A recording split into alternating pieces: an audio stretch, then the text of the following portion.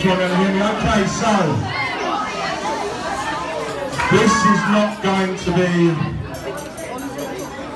any other Mitzvah party. This is a K party, and this certainly is not going to be any other welcoming host speech, because this is a Basil K speech. So I think we will begin with a little bit of audience participation. So kids, I know you've all been told to sit down, you're doing a great job, but I would now like you to stand up and join with me. Please stand up. Adults as well. Let's just loosen my nerves. So after me everyone, this is in honour of our Icelandic cousins who couldn't be with us today. So please follow me with a bit of a Icelandic clap. Ladies and gentlemen, are you ready?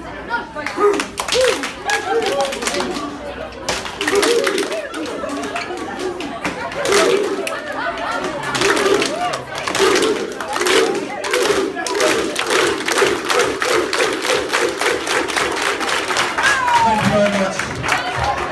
That's not all of it. You may sit down, ladies, you may sit down.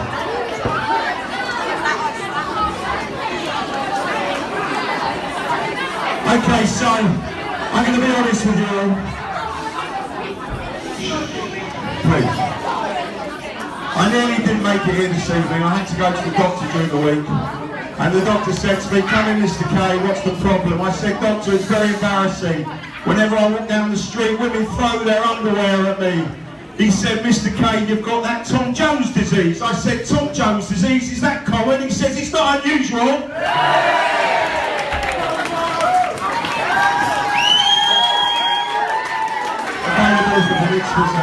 So,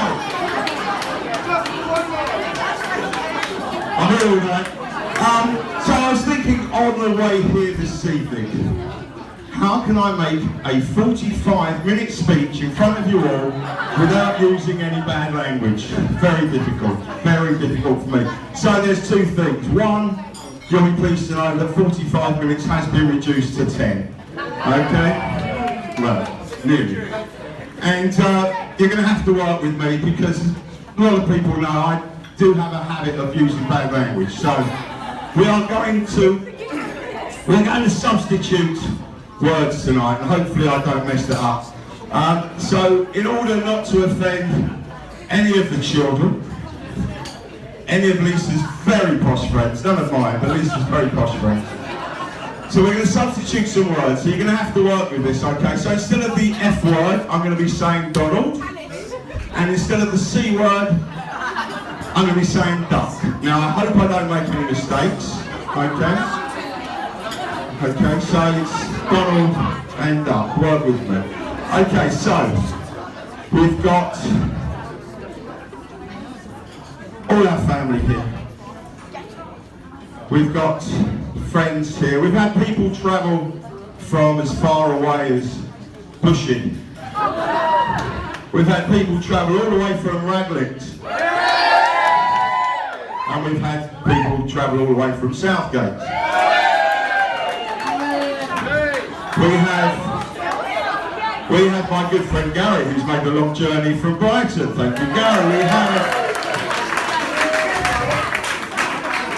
We have my very good friend Shades, who's travelled all the way from Manchester.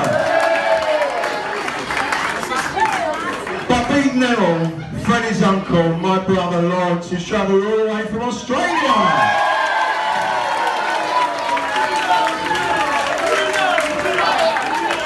Now, Freddie, as much as Uncle Lawrence loves everyone, let's be honest, Lowell,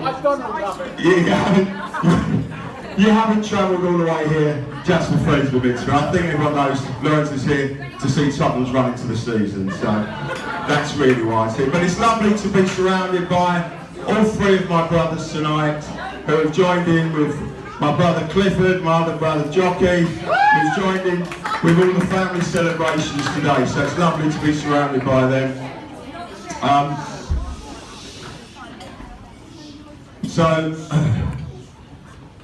Lisa and I have been married 29 years. I I'm really not sure Lisa, how you've managed to hold on to me for so long, but well done. And very early in our marriage, we had our two daughters, Roxy and Abby. And we thought more kids would come along quite quickly. And we tried and tried. Sometimes we even tried with each other. Great audience. Every time you laugh, I'm going to add on a bit that I was going to cut out. So, no, we tried with each other, nothing happened. But then actually, after a 10-year gap, just as we were hitting the magic 40, we had Roxanne, who was nearly 13, Abigail nearly 11, and Lisa said to me, I've been working away for about 6 months. She phoned me up, she said, Basil, I'm 3 months pregnant. So that's very nice, Lisa, I look forward to seeing you. And of course, not long after that, our lovely Freddie came along. More about the little one in a minute. So, Roxy, where are you, Roxy? And Abby, where are you? Our very own Spice Girls. We have Roxy, Posh Spice. Roxy's nearly 26, and even to this day, Lisa and I still question whether they gave us the correct child when we left hospital. She speaks beautifully. When she speaks, that is. Do you know, I've never heard her swear in my life. I've never heard her swear. Incredible. Roxy is just like a plant. So long as she's fed, so long as she's watered, she's fine. She floats around. Serene Highness, Princess Roxanne. She lives in our hotel some of the time. She checks in, she checks out, she calls down for room service. Most of the time we don't even know she's there. Roxy, as it happens, on a serious side, Roxanne does a lot of charity work, which we're very proud of. Roxy works very hard as a producer for an events company. Roxy travels all around the world working with some of the biggest international companies, and we are very proud of you, Roxy. Well done. There. So there we have Abigail, Scary Spice. With her mother's looks and her father's personality, we never ever wondered. Is that the one around? I think so. We never ever wondered whether she was our child. Abby is such a larger-than-life character. There is never a moment's silence when she's around. Abby has a way of using very industrial language. She doesn't mind using Donald this and duck that. That's how I'm actually certain that this one is my child. Abigail, like her sister, worked very hard at university, did fantastically well, and has recently begun a career in cyber risk. Now, cyber risk. I haven't got a clue what that is, I don't know if anyone else has. And a number of times I ask Abigail, what is cyber risk? The answer comes back, it's her go-to line, Daddy, you're just a stupid Donald Duck and you wouldn't understand. Charming. So look, Freddie said to me, please Dad, don't be too serious and boring during your speech. But I do have to be serious just for a minute. It won't take long. Every married Jewish woman's favourite 4 words, it won't take long. Thank you very much over there. Not that one.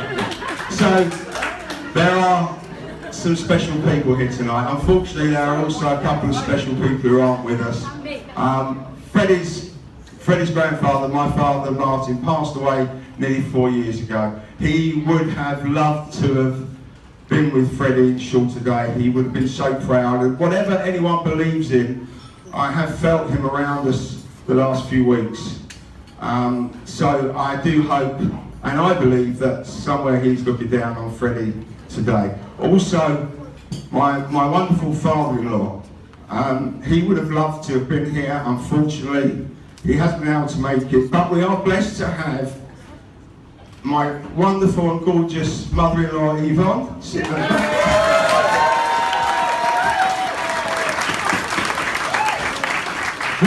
believe that that gorgeous great-grandmother celebrated her 80th birthday just a few weeks ago.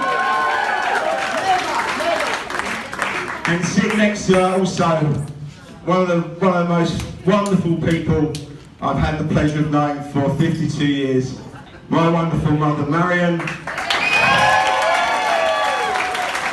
who, I'm sure she won't thank me for telling you, but I'm going to anyway. On Monday we'll be celebrating her 88th birthday.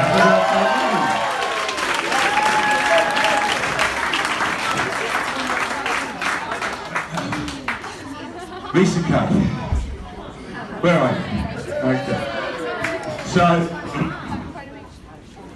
people think Lisa is this very nice, loving, wonderful person.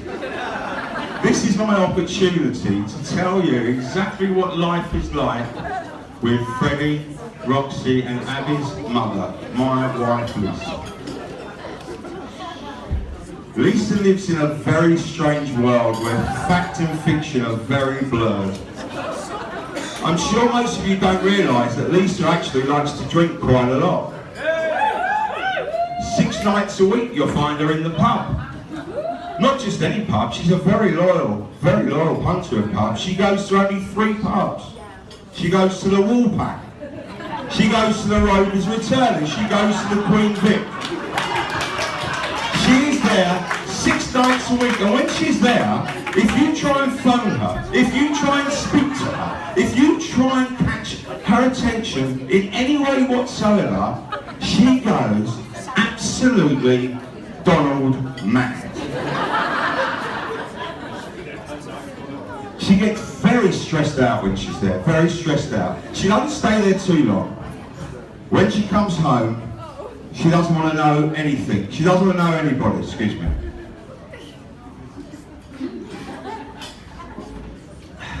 She comes home, she makes herself a bit of dinner.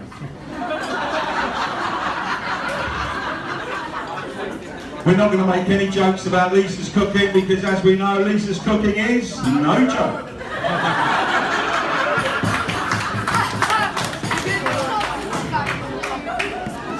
As I said, Lisa's life is very blurred. She's not quite sure what's real and what's not real. Everything's about EastEnders, Emmerdale, Coronation Street. 2 weeks ago, she wakes me up in the middle of the night, going absolutely mental. Basil, we have forgotten to invite 3 families to the Mitzvah. I said, you are joking. We've invited practically every person you've ever met. Are you sure there are 3 more families? She said, yes. I said, who? She said, there's the Carters, there's the Mitchells, there's the Dingles. She was serious, absolutely serious. She said, we've got to invite them. They might not come, but we've got to invite them anyway. So that is part of Lisa's strange world. Lisa goes to bed quite early at night. Some of you will try and contact her, you think I'm lying. No, she goes to bed quite early. And then you can hear strange noises coming from her bedroom. I love you so much. You're my best boy. I want to kiss you all over. She ain't talking to me, she's talking to Barney. Barney, our Shih Tzu. Barney, our dog who gets more affection, more love, and definitely gets fed much better than I do.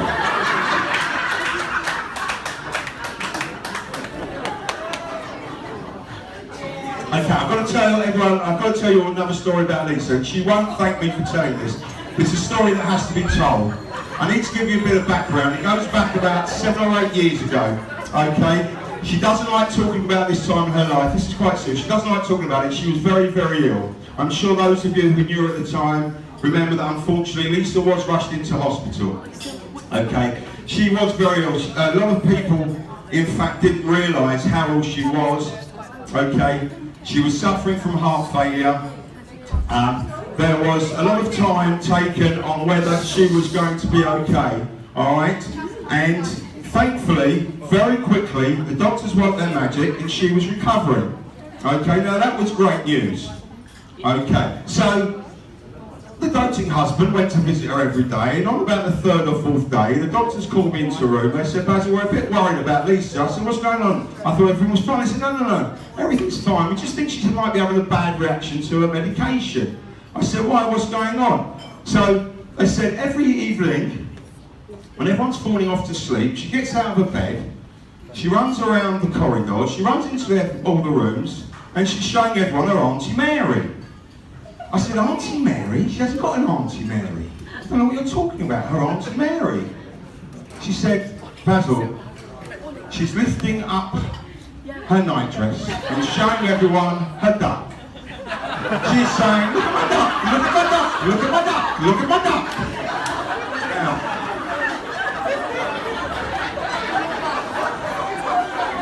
she refuses to believe it because she was so dosed up. Whatever she says, that is a true story. Look at my duck, look at my duck, look at my duck, look at my duck, look at my duck. So, don't follow her with too much drink tonight because she's a bit old now and no one wants to see her duck anymore.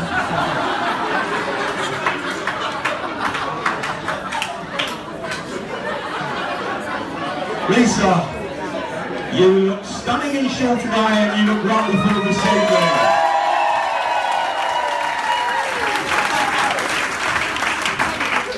I do love you very much, but I've got to be honest with you, darling, you are not the perfect person you think you are, and a saint would struggle to meet your expectations. However, we sometimes have a laugh together. Not a lot, but sometimes have a laugh. Freddie K. You thought it was all about you, but as Mum's been telling you for the last 9 months, it's all about her. But now, a little bit about Freddie K. Firstly, I never thought I'd hear myself say this. How fantastic did he do in shul this morning?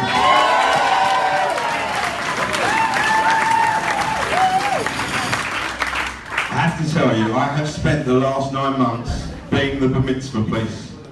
I have nagged him and pushed him and nagged and nagged and nagged. And like I'm sure most of the Mitzvah boys here, it really wasn't number one on his priority list. But Freddie, you did yourself proud. Well done. Very proud of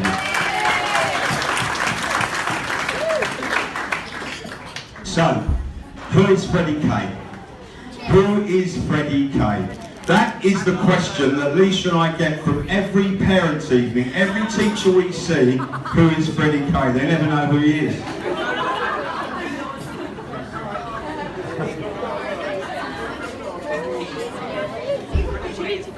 Freddie doesn't really enjoy going to school that much, let's be honest. But there's other things that Freddie's interested in. From a very young age, I took Freddie to what is his spiritual home, White Hart Lane, the famous home of Tottenham Hotspur.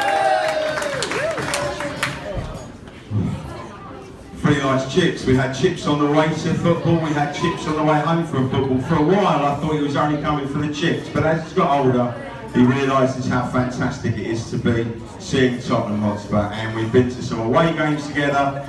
I did tell him at a very early age that Spurs will normally let you down in the end, but maybe, just maybe, this is not the worst time in the world to be a Spurs fan, and we enjoy every moment of it together.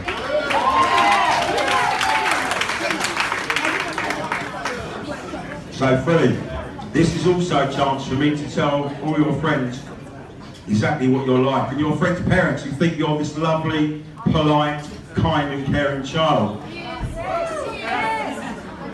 Okay, so for about the last 6 months, Freddie takes himself off to the room and says, leave me alone, I'm practicing, don't disturb me, I'm practicing. Really, I don't want to go to bed early, I'm practicing. And we thought, well, maybe he's doing his mitzvah. It's only when we actually listened closely. What was he doing? He was playing FIFA. Something that I really don't understand. He talks about opening packs, he talks about this and that, and I've got no idea what it is. He spends far too much time playing FIFA. I'm sure, like most of the kids do here, Freddie has developed something known as the FIFA tick.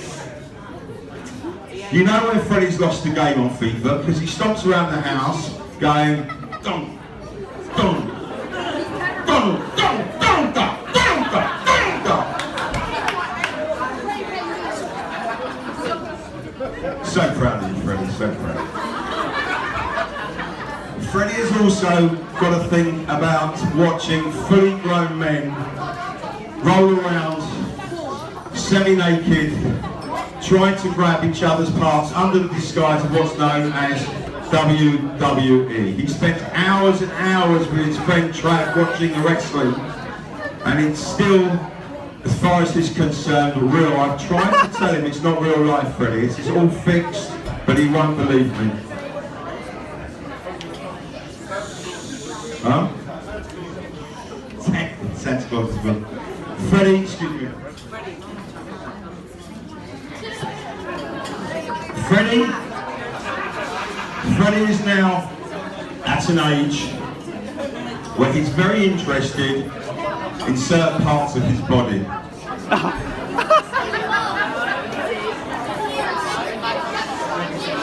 You'd think he'd learn to cover it up, but he doesn't. Freddie likes to travel commando.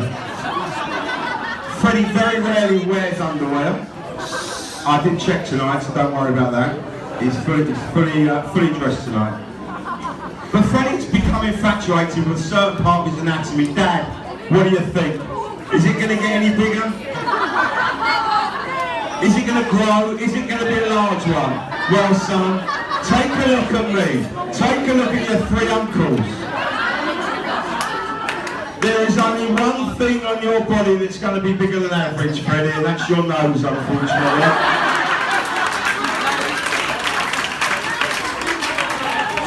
It's all down to genetics. There's nothing I can do about that. I'm sorry. I'm so sorry. So, Freddie Kay was conceived in Raglan. He was born in Rockford. He was bar mitzvahed in Shenley. He is raised in Tottenham. And by his mummy and me, Freddie, you are loved unconditionally. I've been Freddie's football manager for 7 years. He's heard so many of these long, boring speeches. I wanted to give him some words of inspiration. As I say, he listens to my team talks every week and he pays absolutely no attention to it. So I thought I'd try and borrow some words of wisdom from someone else. And Freddie, I want you to listen to this. This is actually, I think, very, very apt for not just you, but for all the young people here tonight. This is a quote from the greatest football manager that ever walked the planet, the late, the great Bill Nicholson. And Bill Nicholson said this: "It's better to aim high and fail than aim low and succeed. In fact, aim so high that even if you do fail with it, there will be an echo of glory. Remember, to dare is to do, it's all about the glory."